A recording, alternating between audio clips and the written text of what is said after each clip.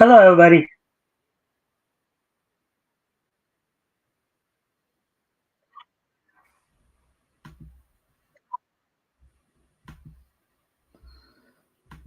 All right, welcome to the Mikestand. Today is, of course, Friday, November the 21st, 2021.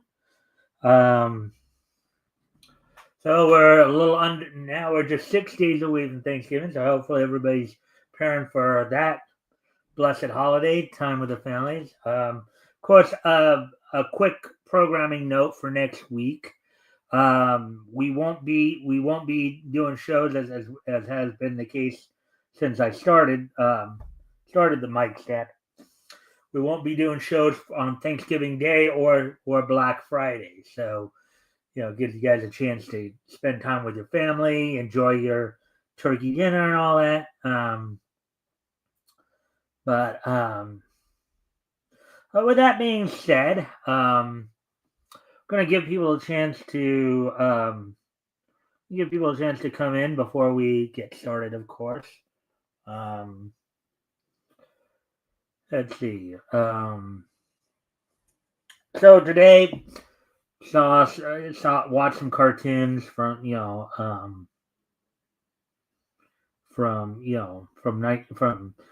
that came out in October of 1942, including, of course, the second and last Nancy cartoon to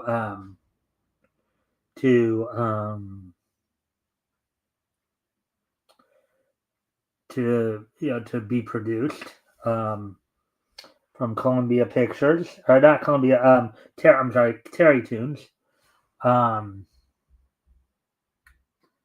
of course, saw Bugs Bunny and Elmer try to hypnotize each other, and harebrained Daffy falling in love with an Indian duck, among other things.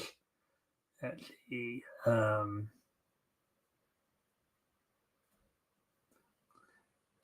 So, anyways, let's see now.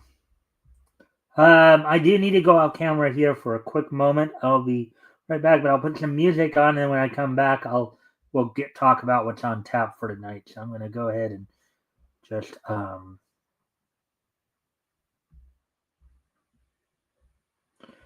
let me just go ahead and do this. Oh yeah, I guess I forgot. Actually, I forgot to do all that too before the show starts. I guess I'll have to do it now. I do need to go off camera here for a quick moment, but I'll put some music on to keep you guys entertained. Be right back.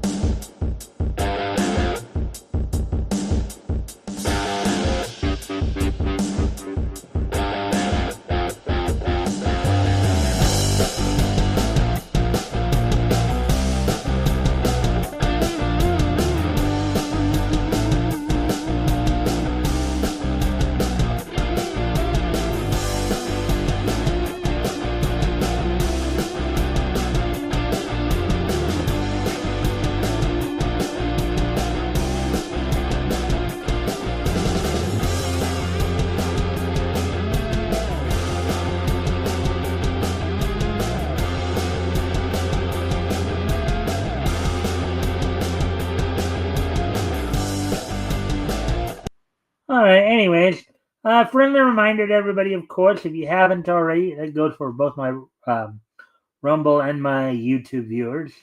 If you guys haven't already, if you guys can help out by liking and sharing the stream, see if we can get some more friendly people to engage, that'd be appreciated. Also, if anything here grabs your attention, feel free to comment and or ask questions. I'll try to answer the questions to the best of my ability. So with that being said then, let's see. So now we're just under 5 minutes, so I guess I'll talk about what's on top today. Well, with the fact that the news cycle is a little slow today, what I decided to do today is I decided to do a little profile on Cartoon Closet. It started back in late '41, based on an old Aesop's fable, the Fox and the Grapes.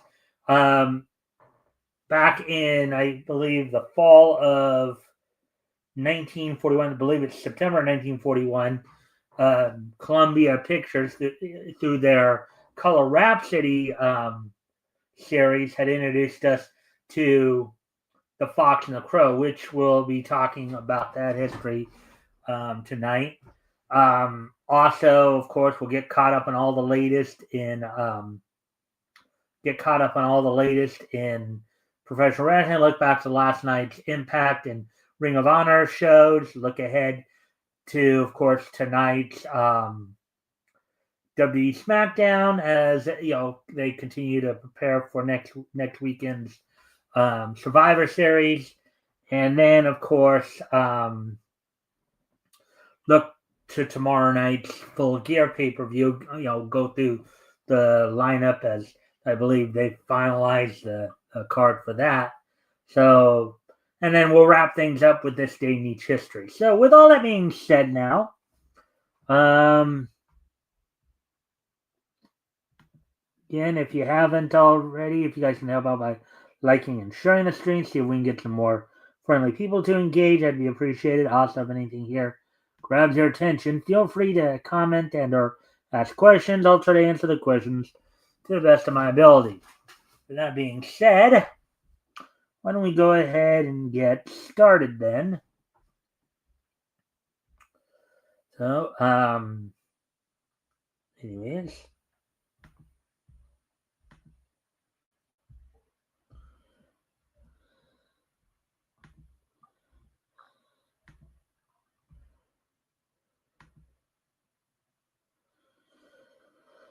Alrighty then, so let's just see how all that comes into play there.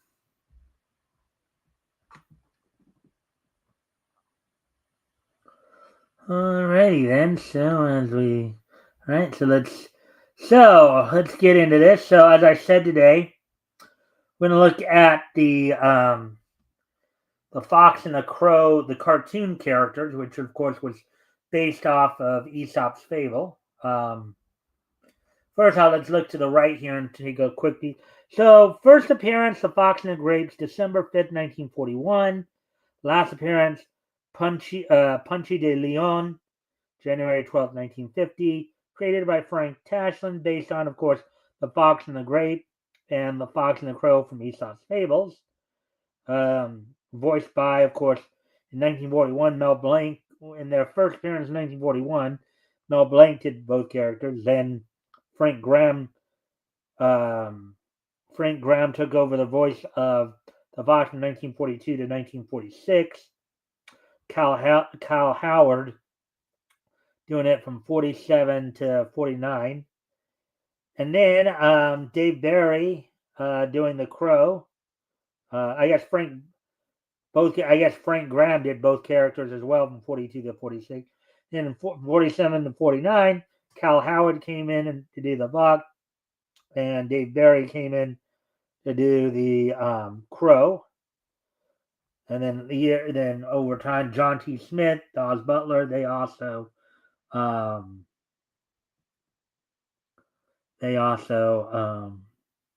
would, of course, add their talents to the Fox and the Crow characters. So, anyways, with some of the basics out of the way, let's get into the crust of this all. So, the Fox and the Crow are a pair of anthropomorphic cartoon characters created by Frank Tashlin for the Screen Gems studio. And the Screen Gems, of course, is born out of the Charles Mintz studios in the late 30s. Screen Gems would eventually, of course, move on to television distribution, in 1948. But before that, they would animate cartoons for Columbia Pictures to distribute. Frank Tashlin, of course, pretty famous animator of his time, having worked with not just Screen Gems here, but also Leon Schlesinger, Warner Brothers as well. So the characters The refined but gullible Fauntleroy Fox and the streetwise Crawford Crow appeared in a series of animated short subjects released by Screen Gems through its parent company, Columbia Pictures. That's amazing. Columbia Cartoons. Tashlin directed the first film in the series, the 1941 Color Rhapsody short, The Fox and the Grapes. Now, of course, initially, the Fox and the Crow were one of the features that they would have on Color Rhapsody until they just got popular enough to where they were given their own series in 1943, towards the end of 1943, and we'll get into that as time goes on. Loosely based on the Aesop fable of that name, Warner Brothers animation director Chuck Jones later acknowledged the short, which features a series of blackout gags as the fox repeatedly tries and fails to obtain a bunch of grapes in the possession of the crow, as one of the inspirations for his popular Roadrunner cartoons. So there's an interesting thing. So Chuck Jones found inspiration for the Roadrunner and Wile E. Coyote from The Fox and the Grapes here by Frank Tashlin.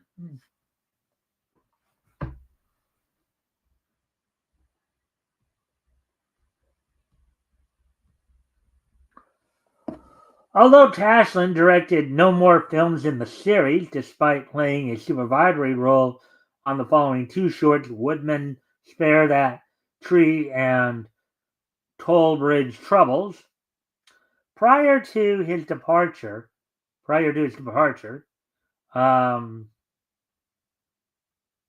Screen Gems continued producing Fox and the Crow shorts, many of them directed by Bob Wickersham, until the studio closed in 1946. Screen Gems had acquired enough of a backlog of completed films that the quote-unquote Fox and Crow series continued through 1949.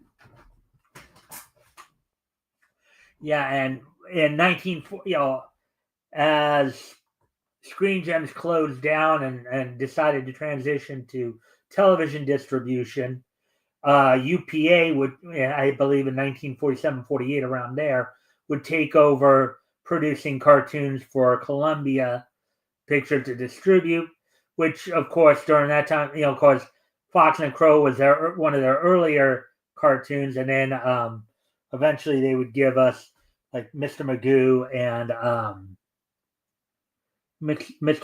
and Gerald McBoing Boing.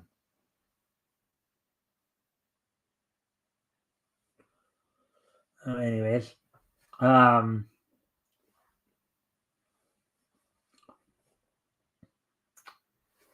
right. By this time, Columbia had signed a distribution deal with a new animation studio, United Productions of America, UPA, to produce 3 Fox and Crow shorts: Robin Hoodlum in 1948, The Magic Flute in 1949, and Punchy de Leon in 1950. All 3 UPA Fox and Crow cartoons were directed by John Hubley. The first 2 each received an Academy Award nomination of animated short subject. An unrelated 6-minute silent animated short titled The Fox and the Crow, produced by Fable Studios, was released in 1921. That, of course, predates all of this.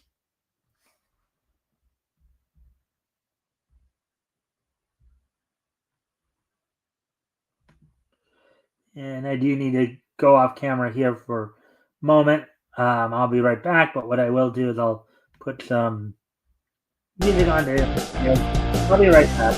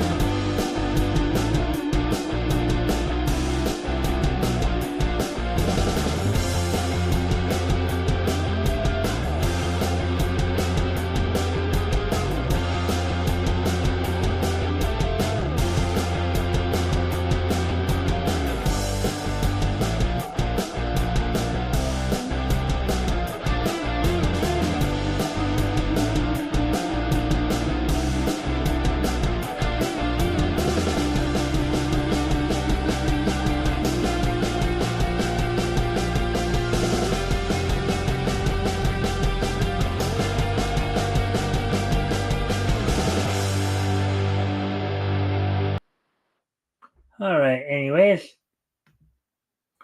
All right. So, and again, a friendly reminder to everybody, if you haven't already, if you guys can help out by liking and sharing the stream, see if we can get some more friendly people to engage, that'd be appreciated. Also, if anything here grabs your attention, feel free to comment and or ask questions, and I will try to answer the questions to the best of my ability. So, with that being said, let's get into this. So, list of short screen gems. Now, of course, I'm not going to read every single.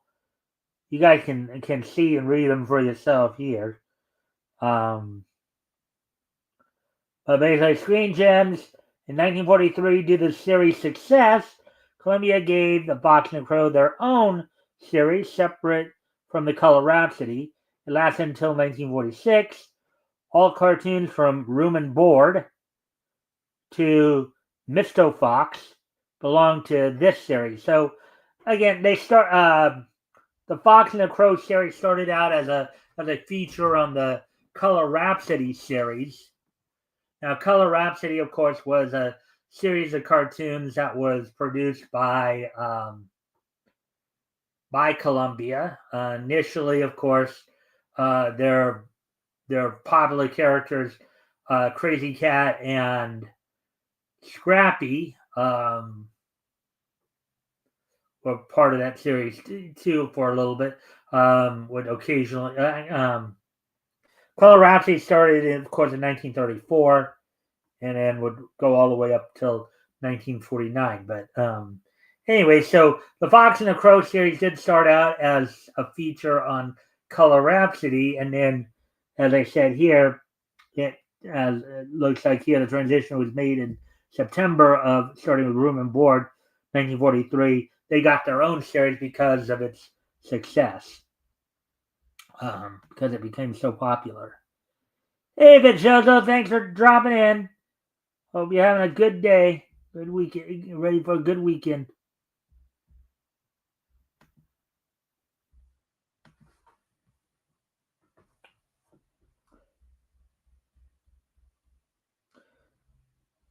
And then they did actually, after their own series ended, of course, they with Screen Gems, anyways. Then they would have a short on the fantasy series, which I believe might have been one of the first, if not, I think that might have been one of the first color fantasy shorts. At least through 42, where I'm at now. Color Rhapsody was being produced in color, and fantasy was being still done in black and white. But I think Tooth or Consequences from Fox and Crow were probably the first color fantasy cartoon, just prior to that coming to a close. And then their last short with Screen Gems was Great Nutty as part of the Color Rhapsody series. Then, of course, 3 UPA produced Jolly Frolics, all directed by John Hubley, as they mentioned earlier. So in other media, so here's some other, now the Fox and the Crow, aside from, of course, being cartoons, they did actually get into the comic books. I remember seeing this too. So let's look at the right here. Publication information. Publisher DC Comics did a comic book series, of course, for the Fox and the Crow, running from December 51, January 52 to February, March 1968. 108 issues. Main characters, of course, the Fox and the Crow, and Stanley and his Monsters. Creative team written by Cecil Beard and Alpine Harper, with Jim Davis doing the art.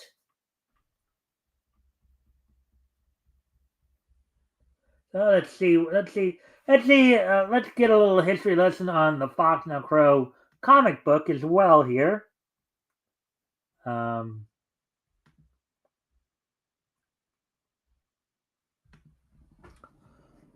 right, so the Fox and the Crow starred in several talking animal comic books, published by DC Comics from the 1940s well into the 1960s. They starred with other characters in DC's Columbia licensed talking animal anthology Real Screen Comics. In parentheses here, first issue titled Real Screen Funnies, beginning in 1945. Then did likewise when DC converted the superhero title Comic Cavalcade to a talking animal series in 1948. So talking animals, these anthropomorphic characters, basically. Let's see. And of course, a friendly reminder: if you guys haven't already, you guys can help out by liking and sharing the stream. See if we can get some more friendly people to engage. That'd be appreciated. Also, if anything here grabs your attention, feel free to comment and or ask questions. I'll try to answer the questions to the best of my ability.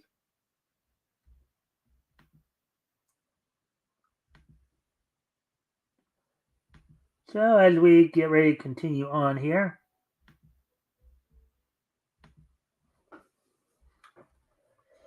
See, the duo received its own title, The Fox and the Crow, which ran 108 issues from January 1952 to March of 1968, until the 1954 demise of Comic Cavalcade. Fox and Crow were cover featured on 3 DC titles. They continued on the cover of Real Screen Comics, though the title changed to TV Screen Comics from 129 to 138, which ran from August of 1959 to February 1961, the final issue. The Fox and the Crow was renamed Stanley and His Monster, beginning with number 109 in May of 1968, after the backup feature begun in number 95, January 1966, that had taken over in popularity.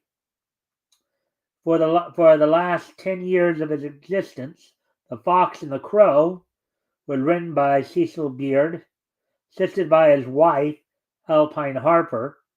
The illustrator was Jim Davis, born 1950, and they don't give a well. Okay, if this Jim Davis was still alive today, he'd be like 110 years old, but they seem not to. I wonder though if this is the same Jim Davis that gave us Garfield. I wonder if that's Jim Davis. Although it was generally unsigned.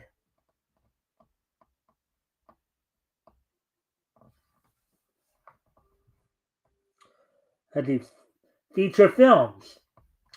Fauntleroy Fox and Crawford Crow were going to have a cameo in the 1988 film Who Framed Roger Rabbit, but were later dropped for unknown reasons. All right, so there we go. That's some interesting stuff. Wouldn't y'all say? Anyways, let's see, 25 minutes. So I think we might have some time. Let's see, I'm just trying to think here of what else we could do. Maybe I can do another, since that one was pretty cool, a little on the quick side. I'm trying to think. Who else have we not really done?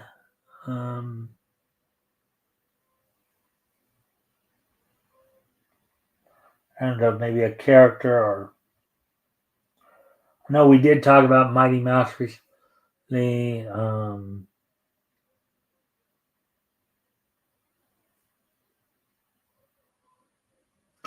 Let's see.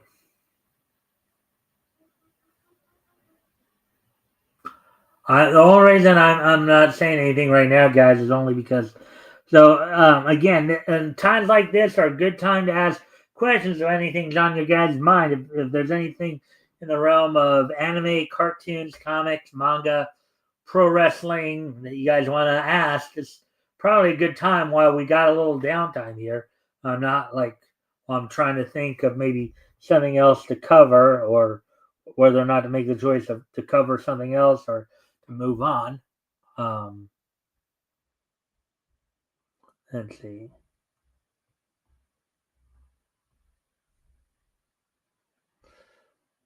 Hmm.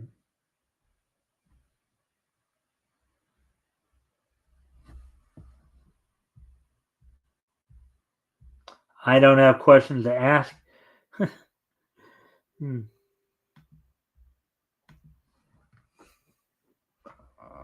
Hmm. Yeah, so let's see.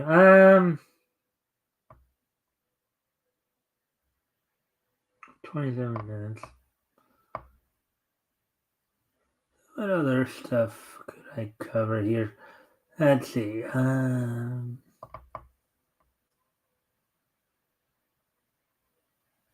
think we did cover Bernie Bear recently. Oh, actually, I do know of another thing that kind of funny. The first and another feature from Color Rhapsody, Cheeto Burrito and Rosita. See if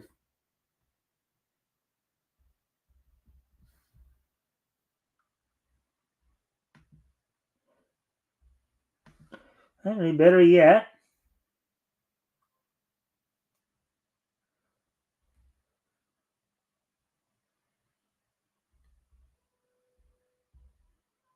It looks like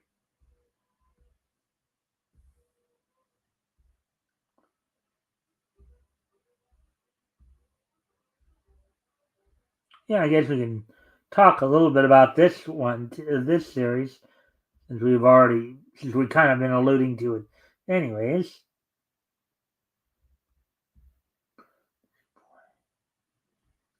all right. So I'm going to go ahead and talk a little bit since we kind of alluded to it earlier. Anyways, let me tell you a little bit about Color Rhapsody.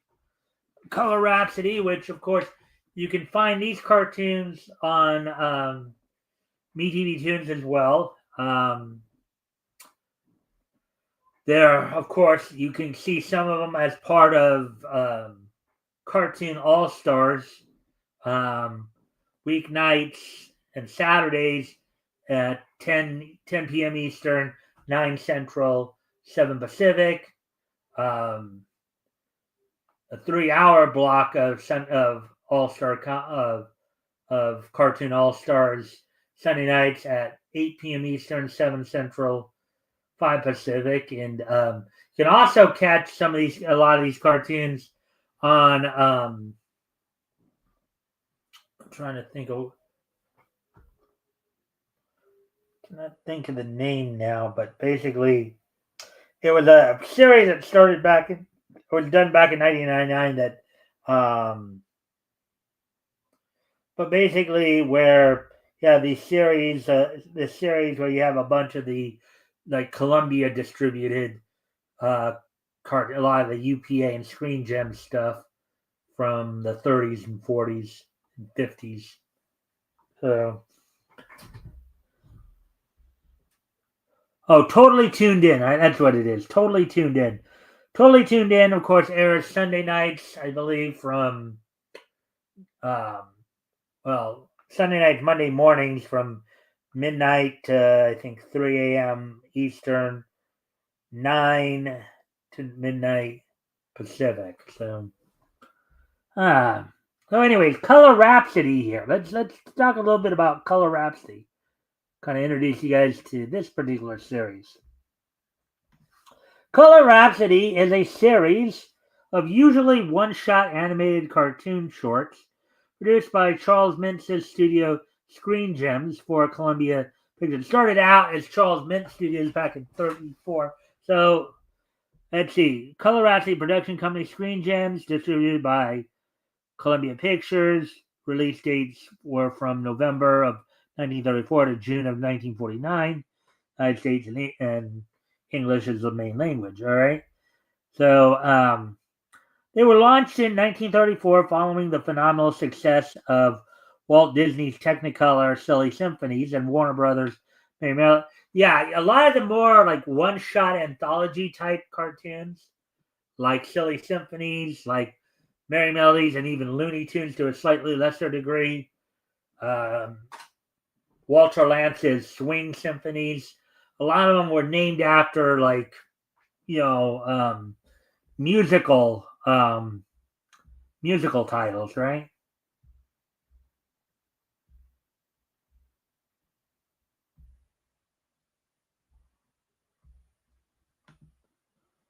All right.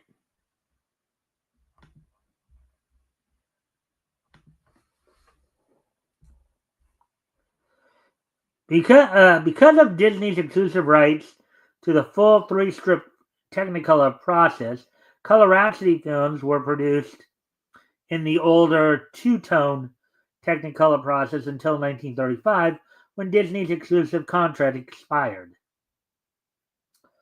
The Color Rhapsody series is most notable for introducing the characters of the Fox and the Crow in the 1941 short The Fox and the Grapes, two Color Rhapsody shorts, Holiday Land in 1934, which I'm sure many of us have seen at some point, and The Little Match Girl in 1937, were nominated for the Academy Award for Best Short Subject, in parentheses there, cartoons.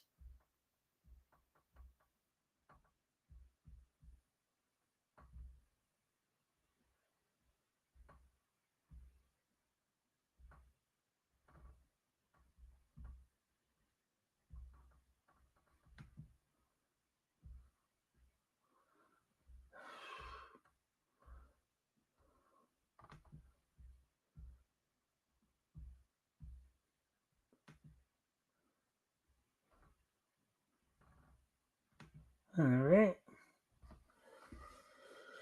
All right.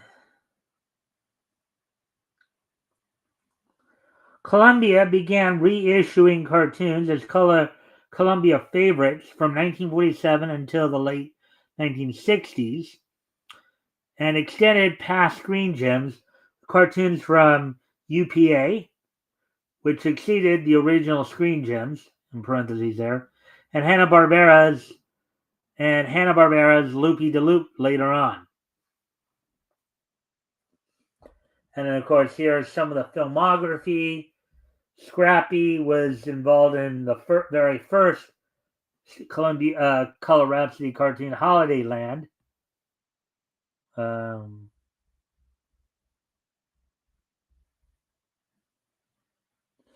then he came back, Dr. Bluebird as well. So Scrappy, Ben Harrison, let's see, Johnny Ben Harrison. Some of the characters that were introduced is the Happy Tots, Cornelius Van Goon, Tom Thumb, the Fox and the Crow. Some of these are Tito, Burrito, and Rosita. Um, let's see, Professor Small and Mr. Tall. These are some of the Igor Puzzlewitz, some of the characters. Flippy and Flippy himself got his own series. Flippy's a little bird. Now some of these like Igor Puzzlewitz and Willoughby Wren were initially introduced in the fantasy series for yeah, so the accolades include they were nominated for looked like they were nominated for best animated shorts 5 times here. Holiday Land at the 7th Academy Award, Little Match Girl at the 10th Academy Award, and then 3 straight years with Imagination, Dog, Cat, and Canary, and Ripping Romance. So there you go with that. Let's see now. In time now. So, all right. So now with that being said, of course, go ahead and get ready to move on to um, wrestling wrap up. As I think we've got enough time in on those little cartoon history there. Um,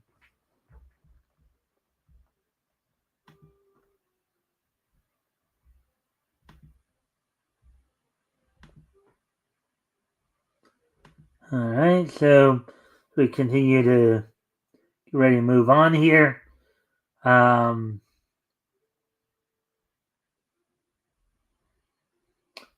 so now I'm gonna go. So now we're gonna go ahead and look back at last night's um, TNA Impact as well as um,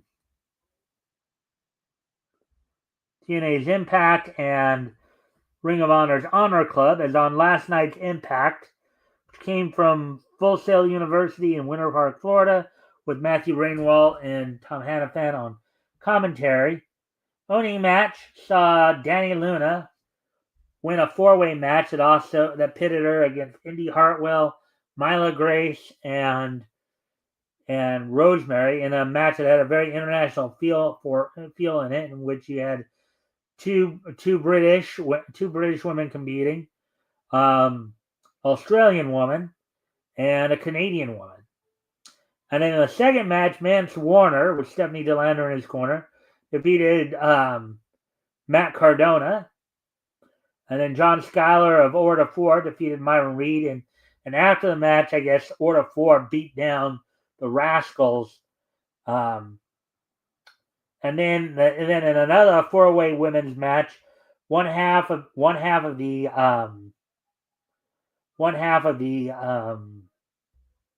Angel Warriors, Zaya Brookside, defeated Jody Threat, Killer Kelly, and Victoria Crawford, who of course had Tessa Blanchard in her corner.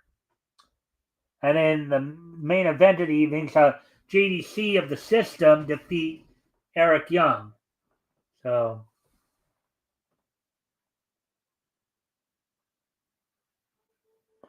and in this match with Eric Young, JDC had earned a future TNA World Title shot, so he'll have a chance to go after, I guess, Frankie Kazarian at some future date there.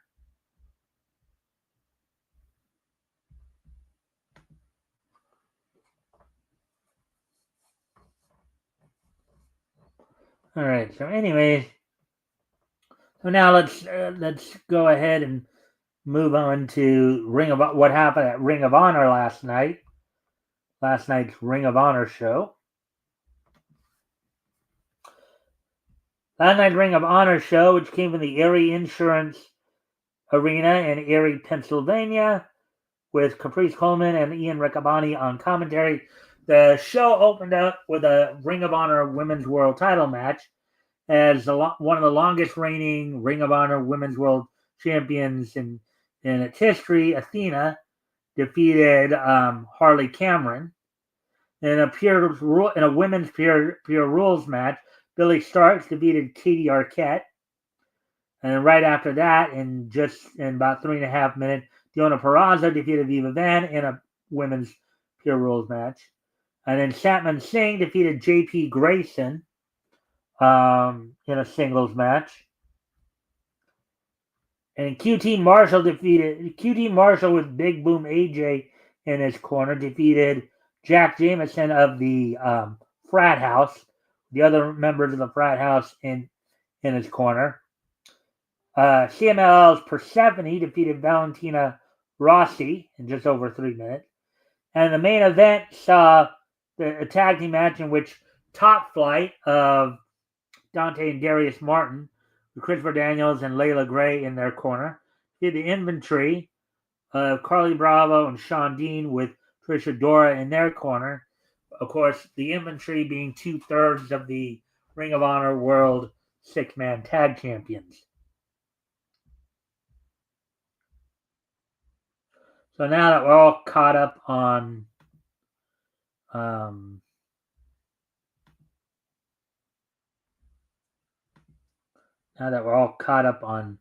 that, actually, I do need to step away from the computer for a moment. I will be right back, but I will put some music on while I'm gone. I'll be right back, though.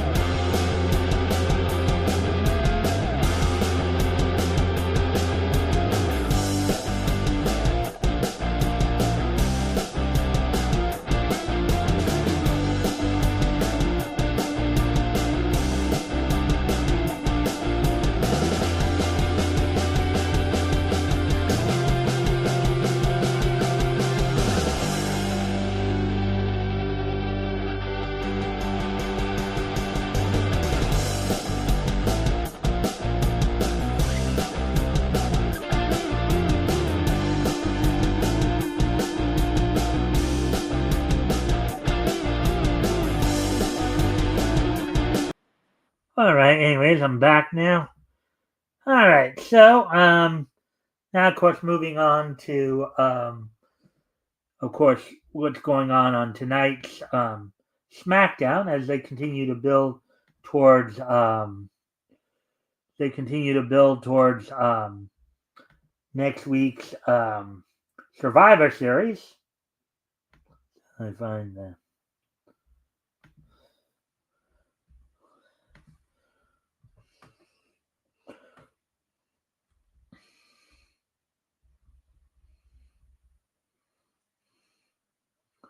And it looks like they're taping two, again, probably due in part of the fact that next Friday, of course, is Black Friday. But on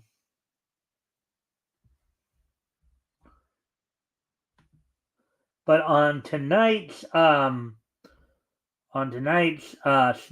since I find it, tonight's SmackDown, which I believe will have Michael Cole and Corey Graves on commentary, coming from the Bell Arena in Denver, Colorado. Scheduled for tonight, of course, two more first round matches, and the last time is now tournament to determine John Cena's final opponent, coming up in a few weeks, in about 3 weeks, on Saturday night's main event. Of course, Bronson Reed of the Vision will be taking on Carmelo Hayes, and Finn Balor of the Judgment Day will be taking on Penta. And also scheduled tonight, that's a tag team match between the team of DIY of Tommaso Ciampa and Johnny Gargano, and Fraxium of Axiom and Nathan Frazier. So there we go with what's going on tonight's SmackDown. So now we will get ready to move on to AEW. As tomorrow night, of course, AEW will be holding its Full Gear pay-per-view, and I believe the card has finally been set for that. We will see. Well, just figure out what's all going down on at Full Gear tomorrow. As soon as I get there.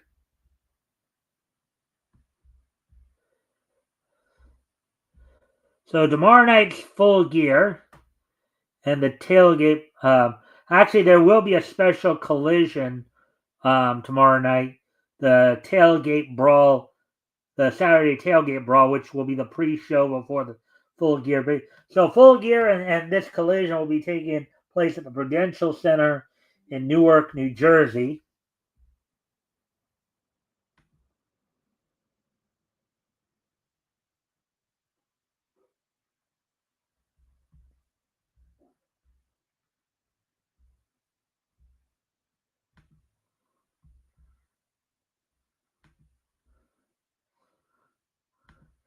All right, so on tomorrow night's collision, the Saturday tailgate brawl Full Gear, basically the pre-show, slated for that match, you have Eddie Kingston and Hook taking on the Workhorsemen of J.D. Drake and Anthony Henry.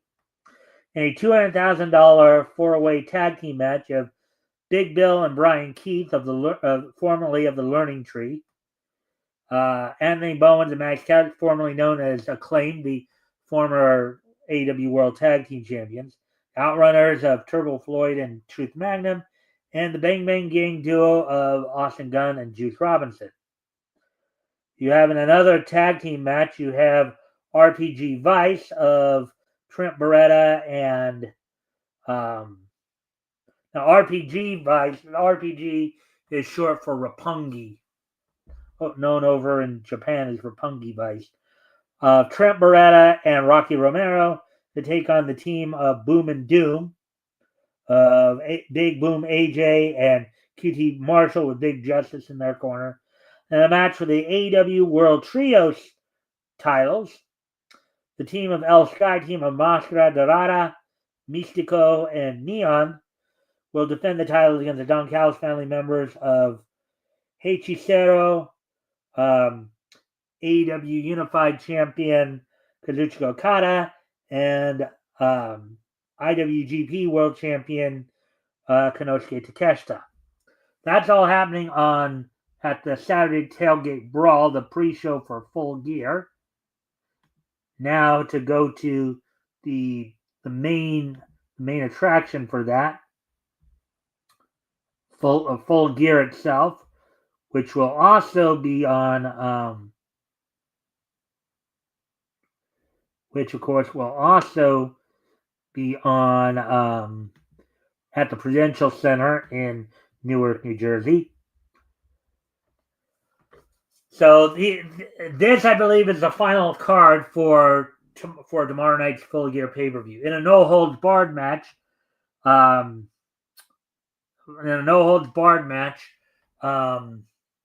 Death Riders, John Moxley, will be taking on the Conglomeration's Kyle O'Reilly. Pac will be taking on Darby Allin in a $1 million six-man challenge match. Josh Alexander of the Don Callis family teams with the Young Bucks, Matt and Nick Jackson, to take on former AEW World Champion and World Tag Champion Kenny Omega and former AEW World Tag Champions Jurassic Express of Jack Perry and Luchasaurus. In a four-way women's tag match, you have Megan Bayne and Marina Shafir teaming up.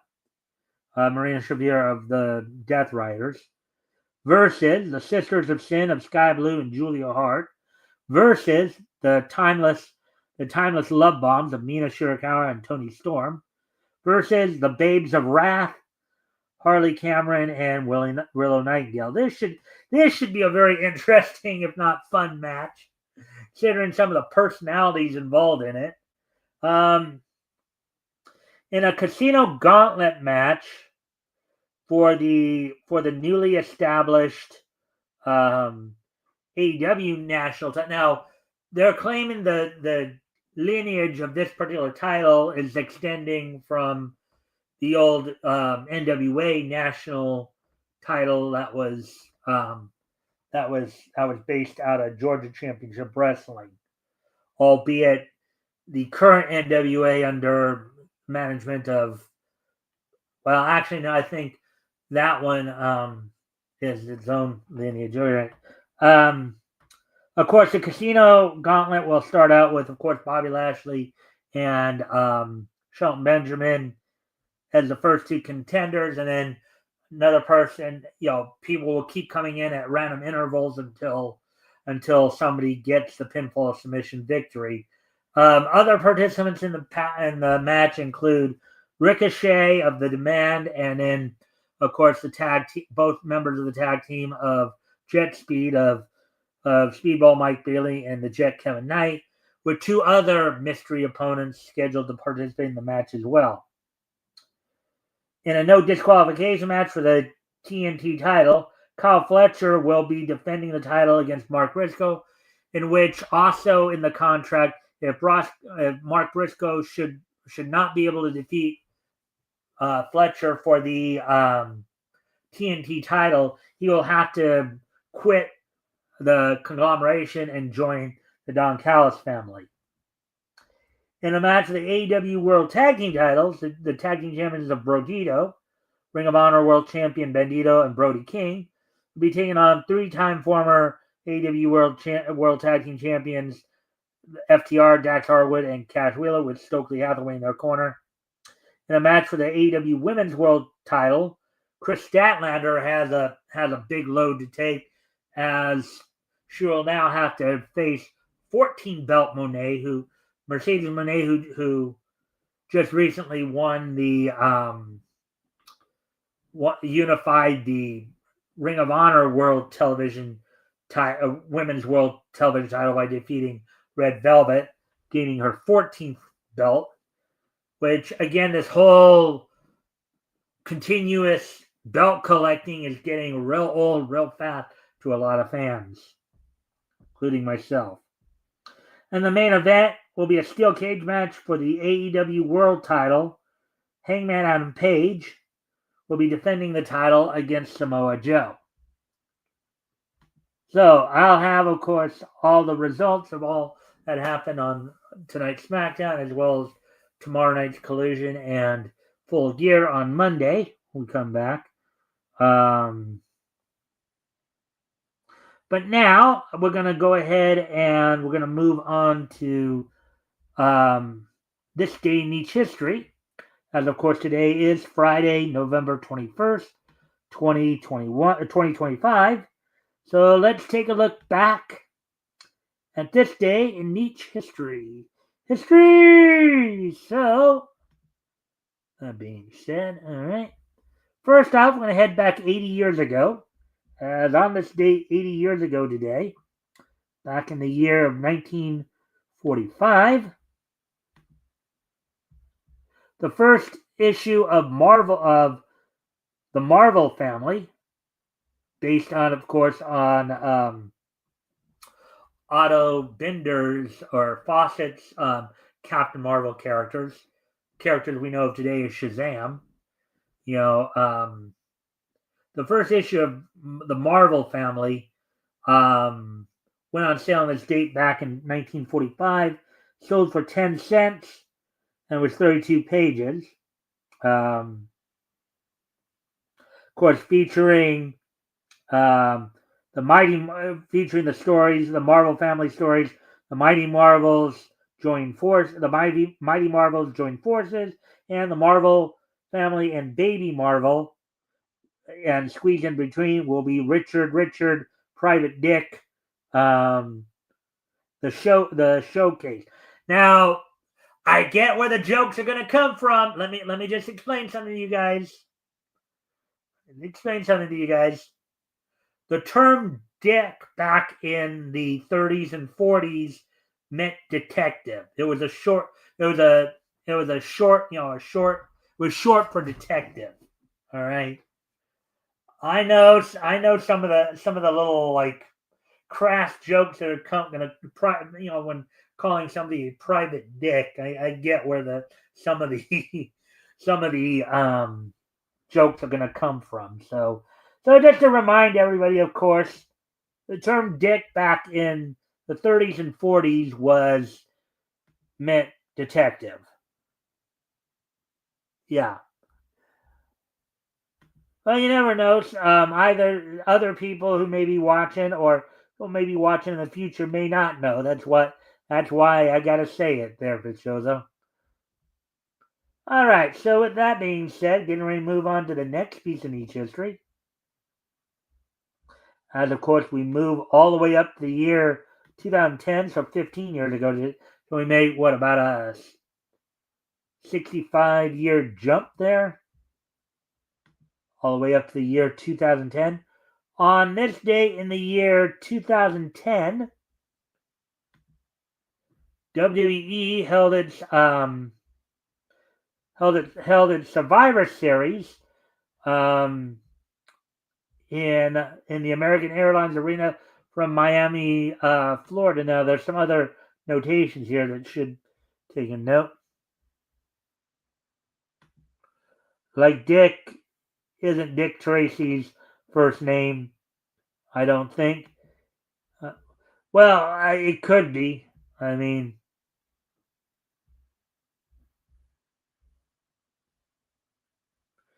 but anyways, all right. So Survivor Series 2010 was a professional wrestling pay-per-view event produced by World Wrestling Entertainment that took place on November 21st, 2010 at the American Airlines.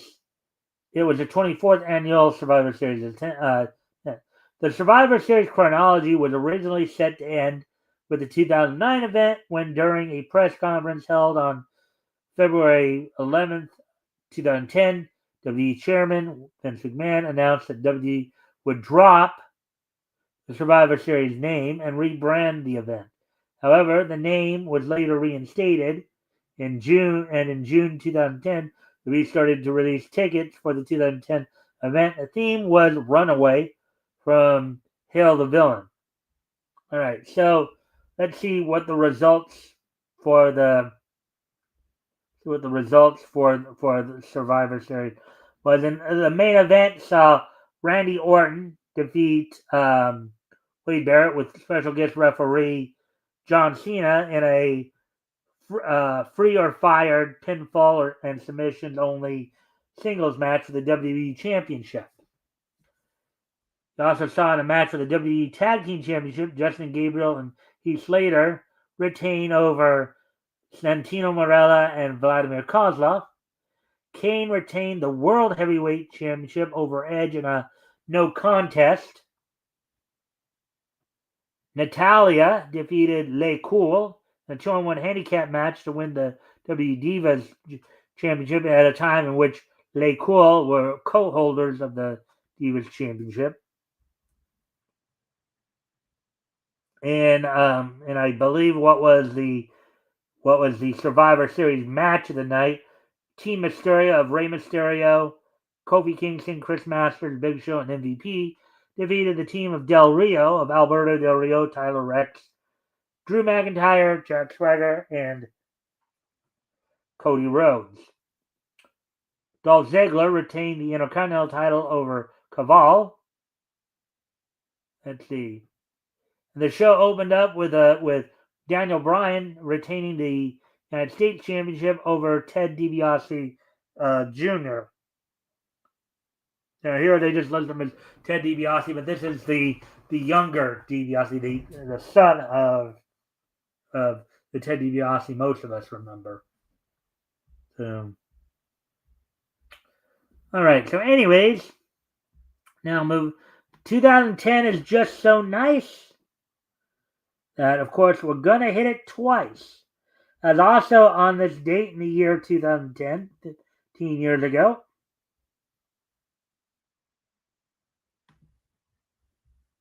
On this date 15 years ago today.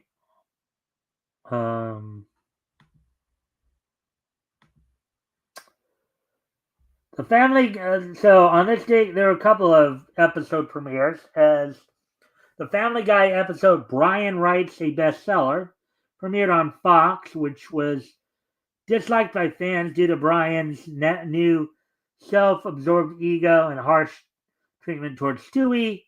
However, the episode ratings were a success, reeling in a total of over 6.5 million viewers that night. Also, the Futurama episode, the Futurama Holiday Spectacular, premiered on Comedy Central, guest starring rapper Coolio and environmentalist Al Gore. It is Coolio's third appearance in the series as Kwanzaa and Al Gore's fourth appearance in the series. Then we, of course, will be moving on to the year 2015. 10 years ago, as soon as I find the blast cursor, it keeps disappearing on me.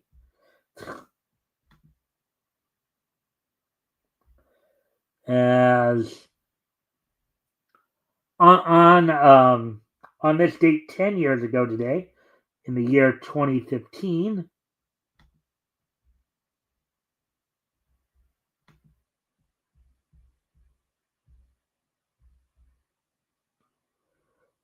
the Toei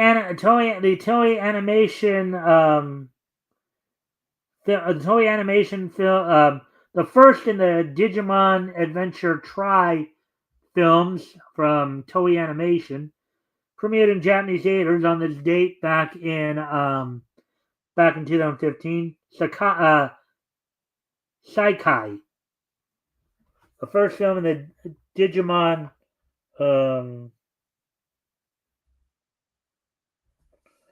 first film in the Digimon Adventure Tri film series, Saikai, premiered in Japanese theaters on this date back in 2015. All right, so with all that being said, I thank everybody for being here tonight. I hope everybody enjoyed the show. Of course, I'll be back here on Sunday with my co-host for this week of Apex Comics. We'll be looking at comics that went on sale in July of 1940. This week we'll be focusing in on comics that went on sale from what we know of today as Harvey Comics. and we'll be back here on Monday for morning news. And again, reminder to everybody as to my earlier announcement, as has been the case since the start of our show, we will be taking Thanksgiving and Black Friday off, having an extended weekend so everybody can enjoy their times with their families and Thanksgiving dinner and all that. So, with that being said, I will see you all on Sunday. Bye.